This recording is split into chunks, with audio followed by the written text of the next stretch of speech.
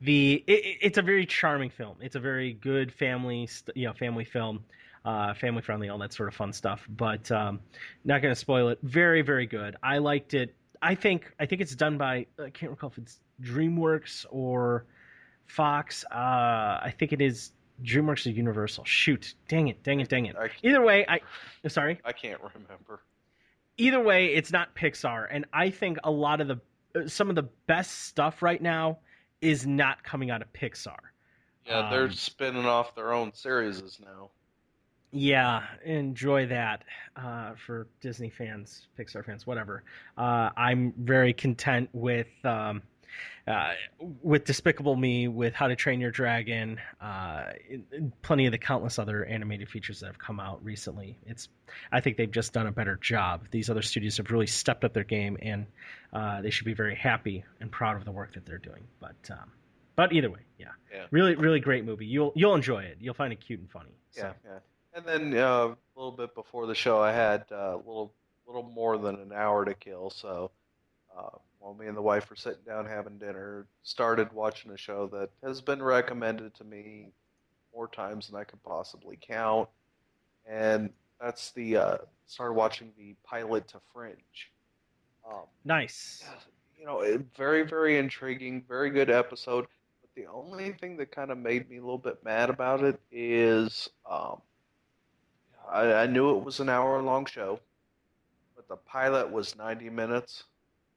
Oh, And I'm like, I ain't got an hour and a half. If I had an hour and a half, I would have put Despicable Me in before the show. But right. now I'm sitting about two-thirds of the way through the damn pilot episode. Um, yeah, for those who haven't seen it, the spoilers on a 5-year-old show. Um, they get this guy out, pretty much out the loony bin, and Yeah. what's the one of the first things he wants to do? Inject this woman with homemade LSD.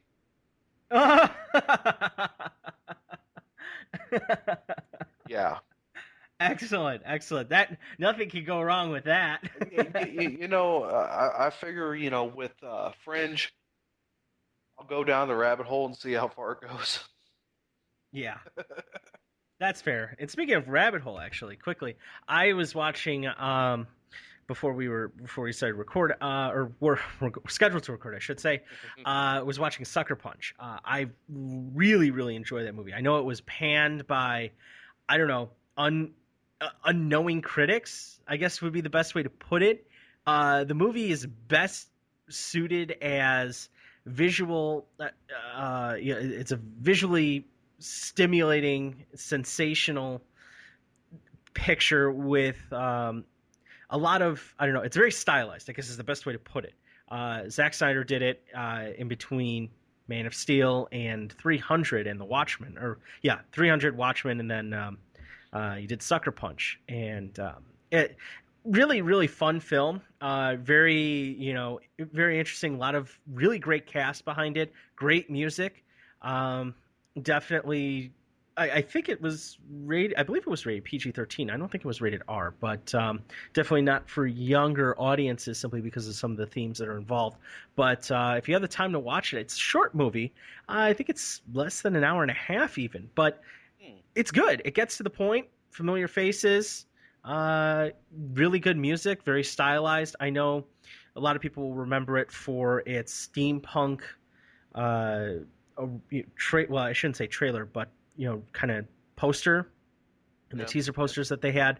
They only focused on one area, and I think they almost did a great disservice to it because it's very deep, it's very layered, not like Inception or anything, Yeah. but yeah, it's kind of a mind bend, and it's very much, I can absolutely see it inspired by the Alice in Wonderland universe. So Hmm. Interesting. see it on Blu-ray if you have the I opportunity was for it. going to say it sounds like a Blu-ray watch or some sort of. I don't think it's on Netflix, but like No, I HD don't believe it streaming is. Yeah. somewhere. FX, I think it just joined FX's rotation of movies. Yep. And so, if it's on FX, expect to see it over the next 6 weeks or so, at different times. I know, heck, every time the A Team's on, it suckers me in. You know, Right. it's like, okay, my evening shot, 8 teams on, no problem there. So go ahead. Sorry to But hijack. no. It's one of those movies I'm gonna have to watch here. Maybe I'll check FX's on-demand section through DirecTV or something. Might be able to find it on there. Either that or Yeah. some one of the other on-demand services. Um, but yeah, loving Fringe so far. Um, I guess the first three seasons are on Netflix. So I'm Oh, I thought it was four. Either way. it said three seasons, Oh, okay, 80, that's fine. 80 some episodes. Enough to keep me busy anyway. Yeah, that'll be enough for a while, but yeah, like I ain't got enough to keep me busy for a while. But Oh, I know. Ugh, ugh, ugh, ugh. yeah, this is summertime, y'all. We're supposed to be playing games, but yeah, life's getting in the way. Oh, yeah. Say, yeah. Put it easily. Yeah. Yeah, I do have a few news stories if you didn't have anything pulled up already. Let's see. We did see some. Quickly, what I've been watching. Patrick, call is out. The signal. Well, I shouldn't say signal because I think you're more of a Superman fan. But finished Young Justice. Really, really strong finishing. I'm very happy with how they did with how they finished the series. They did kind of leave it open ended, where if it did get picked up, it would be able to continue. Sadly, I don't think that's going to be the case. So another show tragically cut down in its prime. If you can find the DVDs out there, I'm going to call this now. I think this show has the potential to be as absolutely well received by comic book fans, by animated fans, yeah, animated series fans, just like how Arrested Development was so well received and didn't gain its popularity until it went to DVD and hit that consumer market. Right now, you hear it right here on this show. There's so many different things going on, and there's only so much time. So to have a show to have a show get canceled and then get revitalized a few years down the road, like Arrested Development. Okay, that's great. Same thing happened with Family Guy at that time, in the middle of the first decade of the 21st century. But I'm not expecting Young Justice to get a revival, but I'm certainly expecting it to be heralded as another triumph and hallmark in the DC animated universe and everything. So, really, really do enjoy that. If you have the time to watch it, it's half-hour stuff. Yeah, you can pay attention to it and really sink some good attention into it and get a lot out of it. But you can also do it while playing your 3DS, playing your Vita, having it on in the background, and just enjoying it. That's how I got through so many different shows in college, but with constant fillers and stuff. But um, one show that I have started watching, and I'm glad I really did I've given it its time, is The Bridge, the thriller series that kind of is almost like The Killing, from what I've understood of The Killing, but set in El Paso and across the Rio Grande well, I shouldn't say Rio Grande, but across the border to Juarez, Mexico. Really, really good stuff. Very different. It's not your typical uh, catch a serial killer show. Uh, the characters are very dynamic, very real. Again, not for mature audiences only, so again, keep the wee ones away. But really great actors, familiar faces you'll see. And honestly, I think the main actress who is in it, I only know her from the National Treasure line of movies. Okay. So to see her in this it's such a shock simply because of how she plays the character. And I believe the source material is from a book or a short story, something along those lines, and does a very good job of playing someone that you wouldn't expect. I mean, for National Treasure, she was the brains, but she also had a little kind of, I don't know, sex appeal, I guess would be the best way to put it. In this, it's more grit, to put it a certain way. It's very real. It's not, oh, she's just a pretty face.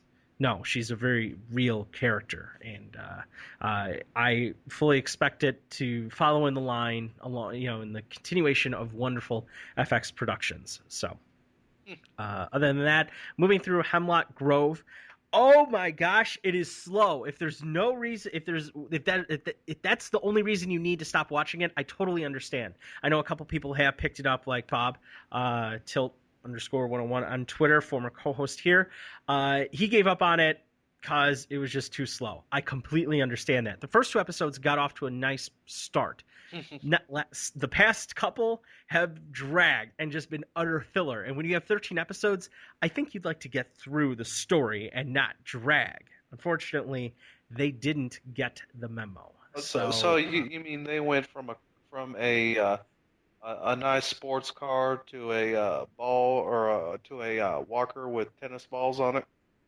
Yeah, Walker with tennis balls on it, or an '88 Dodge Caravan. Whatever your choice is, a wood paneled Caravan.